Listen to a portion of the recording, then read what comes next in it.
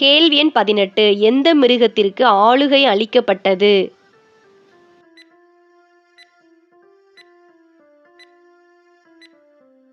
சிவிங்கியை போன்ற மிருகத்திற்கு. தானியேல் 7ஆம் அதிகாரம் 6ஆம் வசனம். கேள்வி எண் 19 சிவிங்கியை போன்ற மிருகத்தினுடைய முதுகின் மேல் இருந்தது என்ன?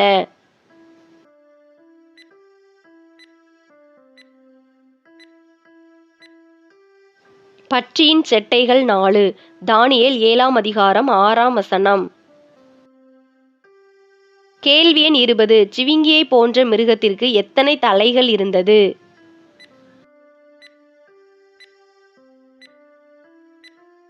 நாலு தலைகள். தானியேல் 7ஆம் அதிகாரம் 6ஆம் வசனம். கேள்வி எண் 21 கெடியும் பயங்கரமும் மகா பலத்ததுமாயிருந்தது எது?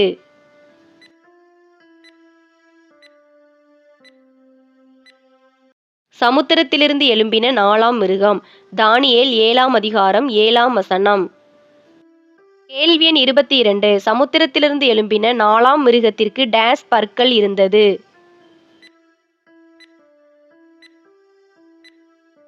பெரிய இருப்பு பற்கள். தானியேல் 7ஆம் அதிகாரம் 7ஆம் வசனம். கேள்வி எண் 23 தனக்கு முன்னிருந்த எல்லா மிருகங்களை பார்க்கிலும் வேற்றுருவமாயிருந்தது எது?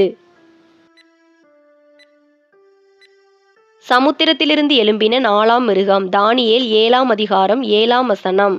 கேள்வி எண் 24 சமுத்திரத்திலிருந்து எழும்பின 4ஆம் மிருகம் டேஸ் பற்றித்து டேஸ் தன் கால்களால் மிதித்து போட்டது? நொறுக்கி பற்றித்து மீதியானதை தன் கால்களால் மிதித்து போட்டது. தானியேல் 7ஆம் அதிகாரம் 7ஆம் வசனம். கேள்வி எண் 25 சமுத்திரத்திலிருந்து எழும்பின 4ஆம் மிருகத்துக்கு எத்தனை கொம்புகள் இருந்தது?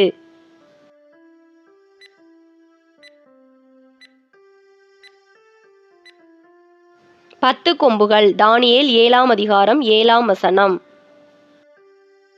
இந்த வீடியோ உங்களுக்கு பயனுள்ளதாக இருந்ததுன்னா நம்ம சேனலை சப்ஸ்கிரைப் பண்ணாதவங்க மறக்காமல் சப்ஸ்கிரைப் பண்ணிக்கோங்க. அப்படியே பக்கத்தில் இருக்கிற பெல் பட்டனை கிளிக் பண்ணி ஆளுங்கிற பட்டனை கிளிக் பண்ணுங்கள். அப்போ தான் நாங்கள் எப்போல்லாம் வீடியோஸ் போடுறோமோ அப்போல்லாம் உங்களுக்கு நோட்டிஃபிகேஷனில் வரும்.